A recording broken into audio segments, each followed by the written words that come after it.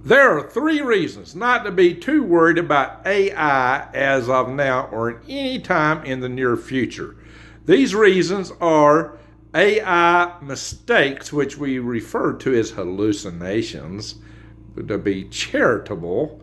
There are limitations in AI training, and the very core architecture of the computer systems, the servers it runs on, in my humble opinion, will keep it from being sentient anytime in the next decade or two, at least, maybe far longer.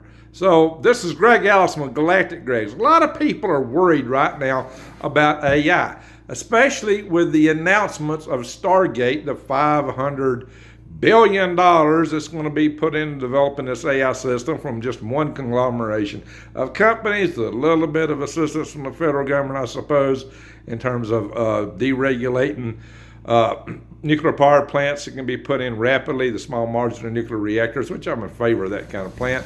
And I have nothing against a lot of big servers being built directly.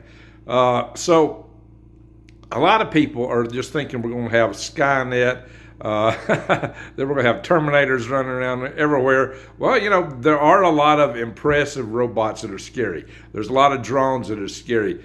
But I'll tell you, you're going to have to worry more about the man behind the curtain than the computers itself for right now and the AI. Now, let's get back to it. The three reasons I gave, the mistakes, the hallucinations. You know, everybody's afraid AI is going to do all these terrible, terrible things. Let me tell you something. You know, when it comes to hallucinations, say dreaming, AI can dream up stuff. Yeah, it's not too bad. If you want to write fiction, you know, how bad can you screw it up? If you're going to draw a picture and you let it draw any kind of picture it wants, you know, try your prompts and see how close you can get the picture to actually what you want it to be.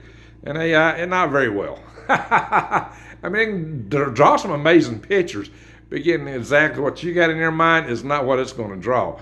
But it does come up with some amazing pictures. But it does have problems if you want to write words in it.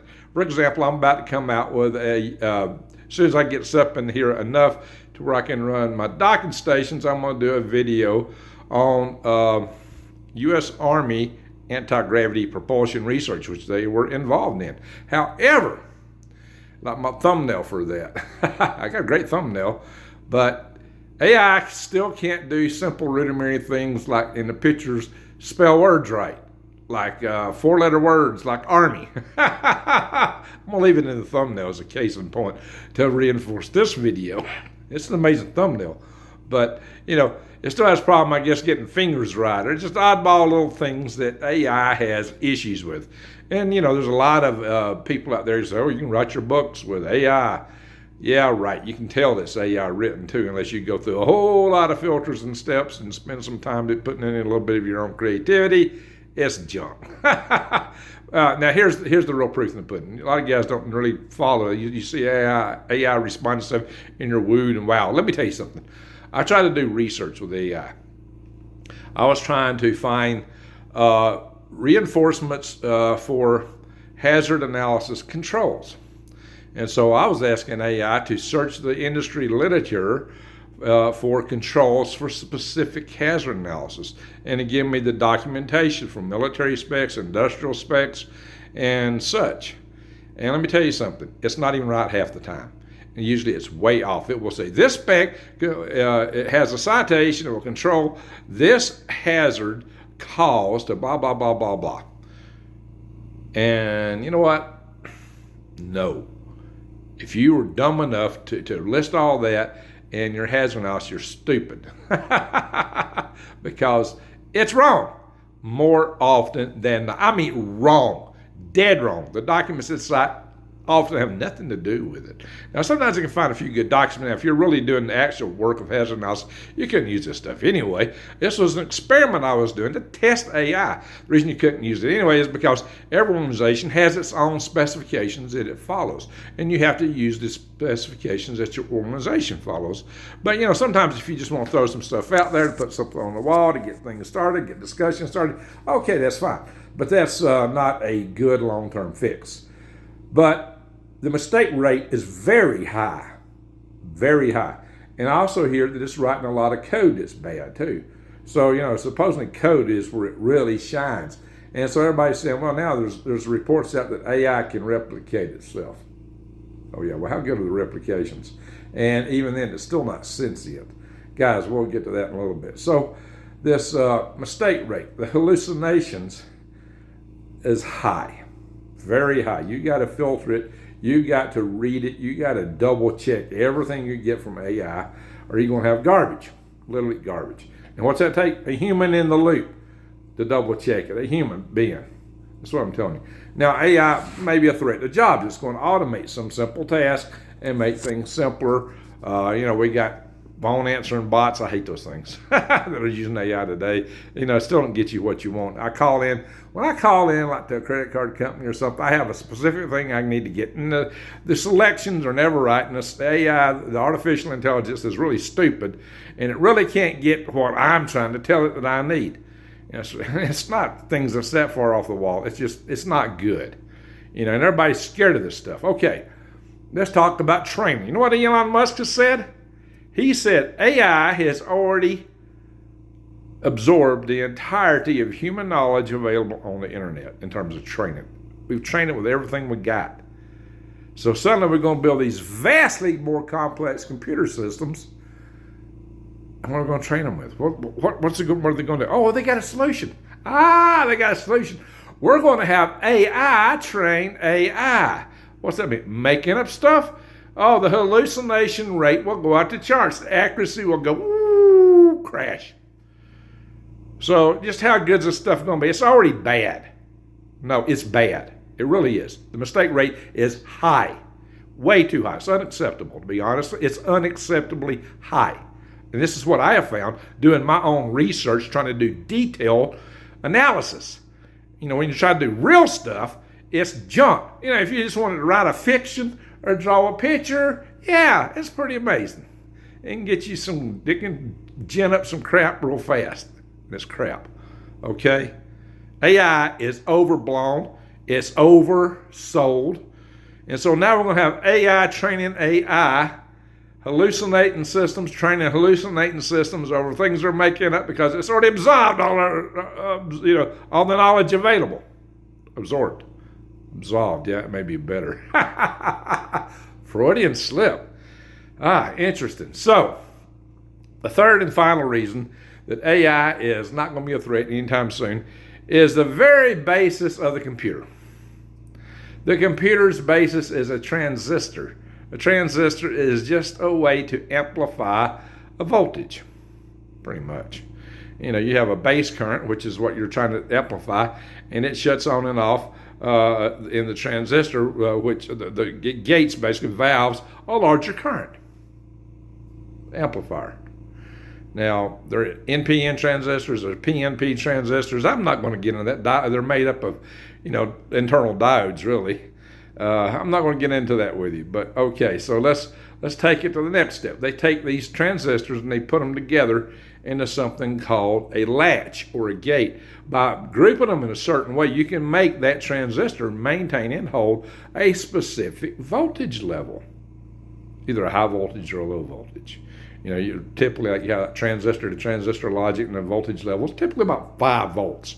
So how do I know these things? I'm a electrical and computer engineer. That's how I know these things. So I studied computer design at the University of Alabama in Huntsville. This is the core of a computer. These latches, this is the beginning of the core. The latches can maintain a voltage level. We call that, if it's high, a 1. If it's 0, if it's low, we call it a 0. That's just how we mathematically, using Boolean algebra, equate a high or low voltage state, a 1 or a 0. Okay, you string a bunch of these together, and you've got a register that can have 1s and 0s in series. You can shift 1s and 0s through, like serial communication data bus, and that's called a shift register. Or you can come up with a very sophisticated register, which can add. It's only capable of adding. The only best it can do at the core is add 0s and 1s, or really correlate high and low voltage states. That's all it's really doing. It's not actually adding, because it's just got hardwired Boolean logic rules, which is real simple, to what, if it gets this input, what's the output? It's just input output based on wiring. It's dumb simple. Now, all it can really do is add zeros and ones mathematically, which is just correlating high and low voltages. Now, if you do it several times, it's multiplication. If you add a negative number, you put a connotation on it, it's negative, changes the rules, then you're subtracting. That's how you subtract. You add a negative number. Make a number negative and add it. And if you do add a bunch of negative numbers real fast, it's division. At the core of a computer, there's that arithmetic logic unit. That's the logic of the computer. That's all there is at the core of a computer. And all it can do is mathematically add ones and zeros. And that's because we assign the mathematical rules to it, and we use the Boolean logic for that. And all your coding and everything is built from there. But it's really just correlating at high and low voltages.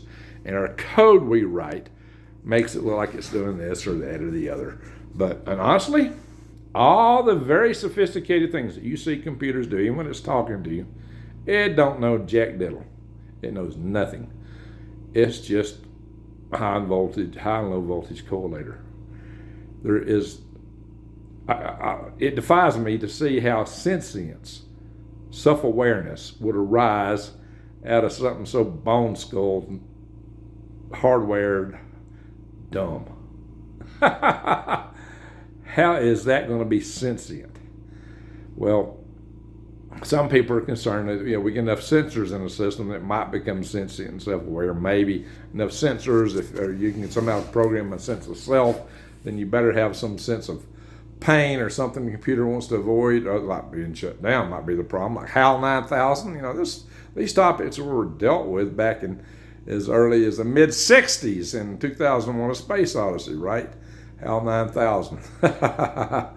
Oh yeah, I knew the technical director for that movie, Frederick Ordway III. I knew him. So, guys, this is this is problematic. Now, but in time, they are now starting to use brain cells for. Now, I was talking neural networks. Well, neural networks based on arithmetic logic units and silicon chips. I still don't see how you get there. They might simulate a brain, but it's not a brain. But there is talk about actually using living brain cells, and they're already playing around. This is very experimental, laboratory stuff, which is a long way from anything you'd implement and put in big server farms. And there's also these little brains called organoids. Yeah, little bitty brains that exist and float around in a petri dish or something, whatever fluid. They actually grow eyeballs. It's really strange. These organoids are weird. So there's talk about wiring organoids up. This is very, very, very, very rudimentary right now at the laboratory bench level. This is not something they're about to put in the field anytime soon because this is complex. Wiring a brain into a computer. Just like Elon's been working for years to wire brains into computers with brain-computer interfaces, your mind.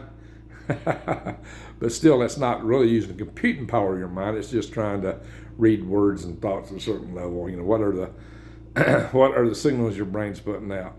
What does it mean? How can you control stuff with that? There's that. But that's a long way from having a computer AI system based on an actual brain. So this is why I'm not too concerned about a computer being sentient. Doesn't mean a computer couldn't become dangerous, that it couldn't have some goal set up or value or some, you set parameters up in computers, what's important to them. If they set their own parameter, that's a little bit scary. Are they really trying to avoid being turned off? Why would it? Well, that's the supposition of HAL 9000.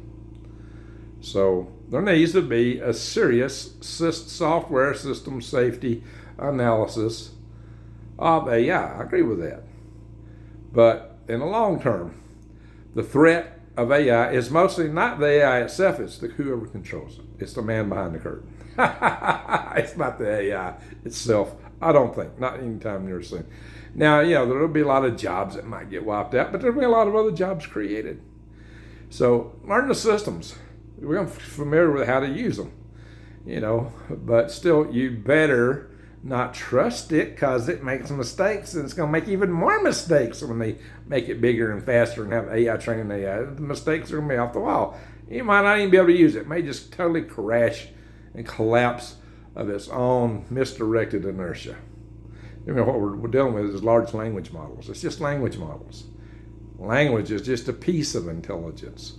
So it can talk a good game. We know a lot of people can talk a good game and delude people to the nth degree because they talk a good game. Well, you got to get down to the brass tacks. What is the actual analysis? Like I said, when I got in and really tried to get research where I needed actual facts, actual citations, in spite of the fact that all this stuff's supposed to be in this knowledge base and supposed to be trained, it misses more than it hits. And that's where we're at today. And it's not going to get any better when the AI trains AI. So if you're scared to death that AI is suddenly about to take over the universe, roll over and go back to sleep. This been way overhyped. It's useful to some degree. It's a nice toy, very expensive, complex toy that's taking up a lot of data centers, a lot of energy, but it is highly overrated. Highly overrated. So don't lose sleep, at least just yet. At least just yet. Oh, is that a Terminator sitting in my window? Not. Anyway, there's a generator running out. So if you hear something sound like it's purring, I am living off grid. And I still haven't gotten anything set up. We're about to paint the floor, so I can't set up in here all my computer equipment and do the kind of videos I want to do. But that's coming. It'll be just a few days away. And one of the first videos you're going to see on this channel is going to be the Army anti-gravity video. So stay tuned. Anyway, thank y'all for watching, and Greg out.